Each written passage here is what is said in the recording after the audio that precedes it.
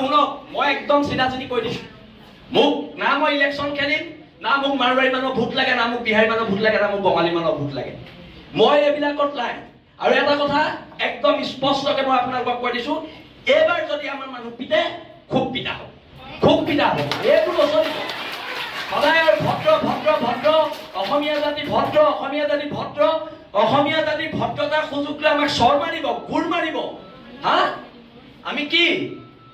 ঢোল আৰু ৰঙালী বিহু আমি যেতিয়াই তেতিয়াই পাতি দিব পাৰোঁ খালি ঢোলটো যাতে আপোনালোকৰ পিঠি নহয় সেইটো কথালৈ মন কৰিব একদম কৈ দিছোঁ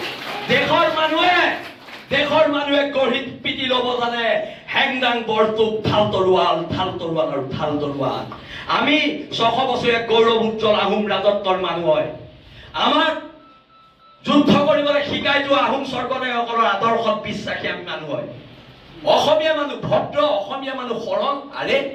সৰল হয় কাৰণেতো আহি ইয়াত ৰসৰাজ খুলি বেপাৰ কৰি থাকিব পাৰিছা সৰল হয় কাৰণেতো অপচৰা খুলি বেপাৰ কৰি থাকিব পাৰিছা আমি সৰল হয় কাৰণে তোমালোকে বেপাৰ কৰি কোটি কোটি টকাৰ মালিক হ'ব পাৰিছা কিন্তু যদি খং উঠে মগজটো ঘূৰে ৰাজস্থানো নেপাবি বিহাৰো নেপাবি এচা পিটন দিয়া হ'ব একদম আজি কৈ দিয়া আৰু যিকেইজন নাহিলে যিকেইজন ব্যৱসায়ী নাহিলে সিদ্ধান্ত লোৱা হওক কাইলৈ বাহিৰৰ দোকান বন্ধ বসন্ত গগৈ ডাঙৰীয়া মই আপোনাক অনুৰোধ জনাইছো আপোনালোকে মোৰ বসন্ত গগৈৰ মাজত কেতিয়াবা কাজিয়া হয় কিন্তু কাইলৈ বসন্ত গগৈ কোনোবা অনা অসমীয়া মানুহে হাত দিলে শৃংখল চলিয়া ঘৰত সোমাই বহি নাথাকে আৰু দাদা আপুনি ৰাজহুৱা কৰক কালি কোন 3জন বদন আপোনাৰ ঘৰলৈ গৈছিলে আপুনি ৰাজহুৱা কৰক 3জন বদন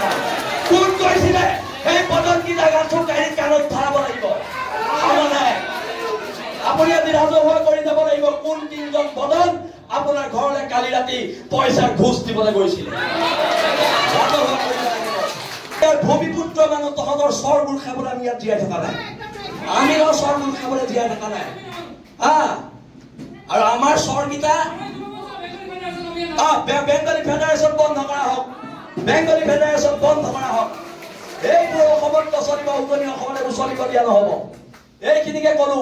মই কথাবোৰ ক'লে বিতৰ্ক হয় মই কথাবোৰ ক'লে মোক গুণ্ডা বুলি কয় কিন্তু যদি মই আকৌ কৈছো যদি আমি গুণ্ডা হয় মোৰ নিচিনা গুণ্ডাৰ সমাজৰ প্ৰয়োজন আছে কৰিব লাগিব গুণ্ডা দেশ আৰু জাতিৰ স্বাৰ্থত অসম নামৰ মাজনীৰ স্বাৰ্থত ইহঁতে চল পায় আমি কিবা এটা কৰিলে আমাক পুলিচে জেলত ভৰাই দিয়ে মাৰোখিনিয়ে চল পায় আমি কিবা এটা কৰিলে জেলত ভৰাই দিয়ে দল সংগঠনবোৰৰ মাজত মতভেদ থাকিব পাৰে আমাৰ দল সংগঠনবোৰৰ মাজত অৰিয়া কিছুমান থাকিব পাৰে কিন্তু আমি খিলং দিয়াৰ সেইটো কথা মনত ৰাখিব লাগিব আৰু প্ৰস্তাৱ এটা একদম লোৱা হওক আজি ৰখাজৰ মালিক থাকোঁতে লোৱা হওক অহা 7 দিনৰ ভিতৰত ৰখাজত 20টা খিলং দিয়াৰ দিব লাগিব নহ'লে ৰখাজ বন্ধ কৰি দিয়া হ'ব ৰখাজ এতিয়াৰ পৰা নচলিব আৰু বসন্ত দাই কালি আমাৰ ল'ৰাখিনিয়ে যিদৰে দোকানে সোমাই চিঠি দিয়াৰ পিছত মাত্ৰ মুষ্টিমেয় 7-8জন মানুহ আহিছে মানে কি আমাক অপমান কৰা হৈছে আমাৰ খিলং দিয়া মানুহখিনিক অপমান কৰা হৈছে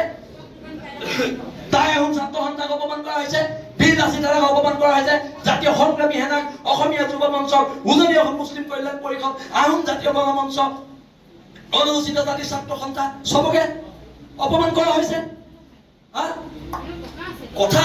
টকাৰ জোৰত যি ইচ্ছা তাকে কৰিবি এইবাৰ পৰা নহ'ব সংগ্ৰাম হ'ব আৰু এটা কথা যদি শিৱসাগৰ জ্বলে গোটেই অসম জ্বলিব সেইটো লিখি ৰাখক আমি শিৱসাগৰীয়া হওক Please share and subscribe Bokajan and Assam Voice News channel. দৰ্শকসকল Bokajan and Assam Voice subscribe কৰক আৰু সহায় কৰক আগবাঢ়ি